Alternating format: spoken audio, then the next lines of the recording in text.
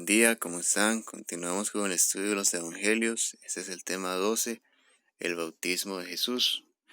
Dice la palabra en Mateo 3, del 13 al 15. Entonces Jesús vino de Galilea a Juan al Jordán para ser bautizado por él. Mas Juan se le oponía diciendo, yo necesito ser bautizado por ti, y tú vienes a mí. Pero Jesús le respondió, deja ahora, porque así conviene que cumplamos toda justicia. Entonces le dejó. Bueno, primeramente, aquí tenemos cómo reaccionó Juan el Bautista a la petición de Jesús de que lo bautizara, porque él anteriormente dijo que él ni siquiera era digno de desatar la correa de su calzado, y ahora Jesús viene a decirle que lo bautice. Entonces la reacción de él es de asombro y él le dice que él no es digno de bautizarlo. Esa es la reacción de Juan el Bautista, y tenemos que conocer también cómo es nuestra reacción ante lo que Dios nos pide, nos demanda muchas veces. ¿Será que reaccionamos así con humillación, con reverencia? ¿O que muchas veces somos hasta arrogantes cuando Dios nos pide algo y decimos que no lo hacemos porque no nos gusta?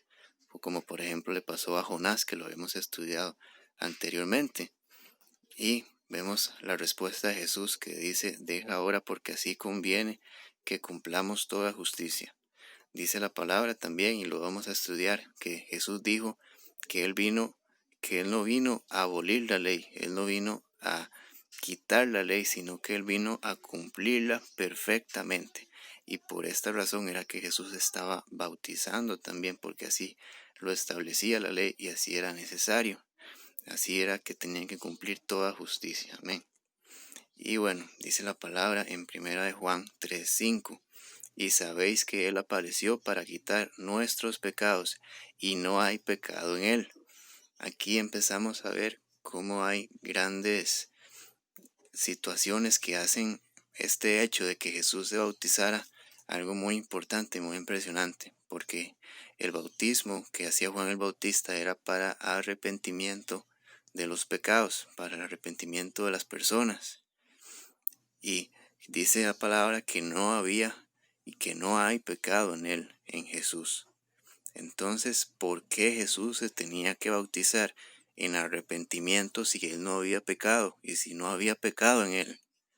Eso ya es un motivo por el que Juan el Bautista dice, ¿cómo es que tú quieres que yo te bautice? Tú tienes que bautizarme a mí. Y también dice la palabra en Isaías 53:6, todos nosotros nos descarriamos como ovejas, cada cual se apartó por su camino, mas Jehová cargó en él el pecado de todos nosotros. Este pasaje nos habla de Jesús y dice que todos nos descarriamos como ovejas, pero Dios cargó nuestros pecados en Jesús, y por esta razón es que Jesús se bautizó, porque Él se identificó con nosotros primeramente. Él no tenía pecado, pero como Él vino a identificarse con nosotros, a tomar nuestro lugar, entonces Él se bautizó. Y por eso nosotros también tenemos que bautizarnos, pero vemos que Jesús se bautizó no teniendo pecado, pero identificándose con nuestro pecado y tomándolos para vencer Él a la muerte en la cruz y darnos libertad. Amén.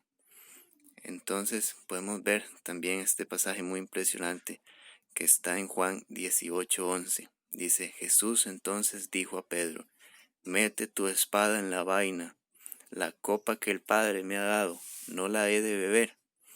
Este pasaje sucede, y más adelante lo vamos a estudiar si Dios lo permite, cuando vienen a arrestar, cuando vienen a tomar a Jesús, cuando Judas le entrega, entonces vienen por Jesús.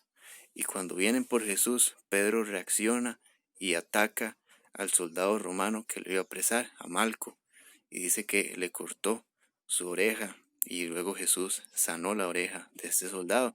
Y entonces Jesús le dijo a Pedro, mete tu espada en la vaina. Y le dice, la copa que el Padre me ha dado, no la he de beber. ¿Cuál es la copa que el Padre le había dado? La copa era la copa de la ira de Dios, el juicio que tenía que ser sobre nosotros por toda la eternidad.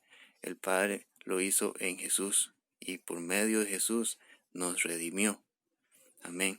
la copa que Jesús bebió era algo muy difícil. Por eso Jesús dice en Getsemaní: Padre, si tú quieres, pasa de mí esta copa, pero no se haga mi voluntad, sino la tuya. Entonces vemos el compromiso, el gran amor de Jesús que permaneció desde el momento en que Juan el Bautista le dijo: tú vienes a mí a que te bautice, y que dice que él se oponía. Esa fue la primera oposición de un siervo muy fiel que se sentía indigno de bautizarlo. Pero vemos que cuando la oposición se hizo más grande y cuando la oposición significaba que él iba a perder su vida, Jesús seguía con el mismo deseo de cumplir toda justicia, y de justificarnos a nosotros delante de Dios. Amén. Entonces vemos el gran compromiso y el gran amor de Jesús. Entonces vemos que se cumple la palabra que está en 2 de Timoteo 2:13. Dice: si fuéramos infieles, Él permanece fiel.